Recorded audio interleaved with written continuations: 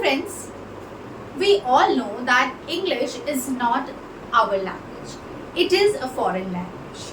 But in today's world, it is a most demanding language. चाहे India हो या India से बाहर कोई भी कंट्री हो, इस लैंग्वेज की बहुत ज़्यादा डिमांड है. सो क्या इस लैंग्वेज को लर्न करना, क्या इस लैंग्वेज को सीखना भी उतना ही डिफिकल्ट है? Well, I will say no. It's all about your exposure.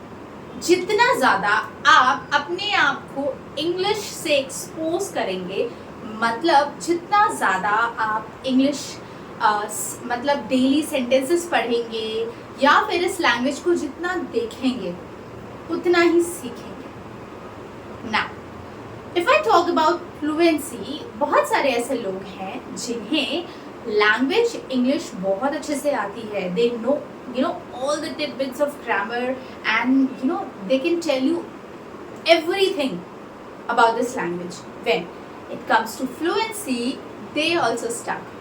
ऐसा इसलिए होता है क्योंकि हम इसे अपनी डेली कॉन्वर्सेशन में नहीं यूज करते. So when we start conversing, when we use this language in our daily communication, this language will no longer be a foreign language or difficult language.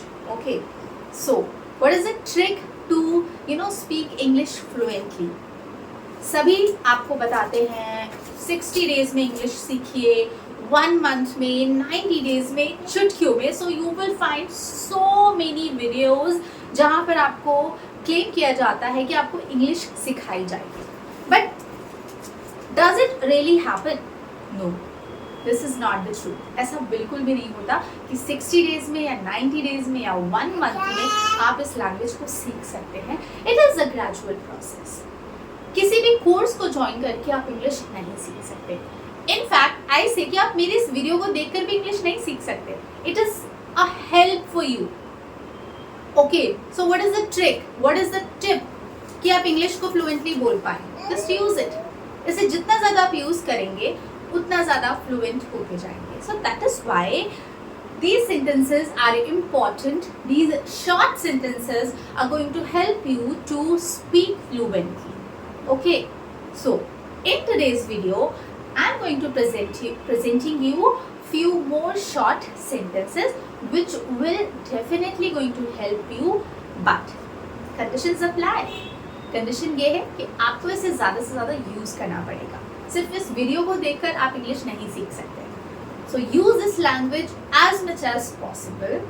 Okay, so if you are new to my channel, do subscribe my channel to get more beneficial videos related to English. So first sentence these are you can say phrases. Okay, so इन्हें आप बिना grammar जाने भी बहुत आसानी से use कर सकते हैं. Only you just have to know the meaning and the context where you want to use. No need, कोई ज़रूरत नहीं है. Convince me, मुझे भरोसा दिलाओ, मुझे विश्वास दिलाओ. I lost track of time, मुझे समय का ध्यान ही नहीं रहा. What's wrong, क्या गड़बड़ हो रही है, क्या गलत हो रहा है. It could be, sorry, it could be, हो सकता है. That's how you do it, इसे ऐसे ही करते हो तुम.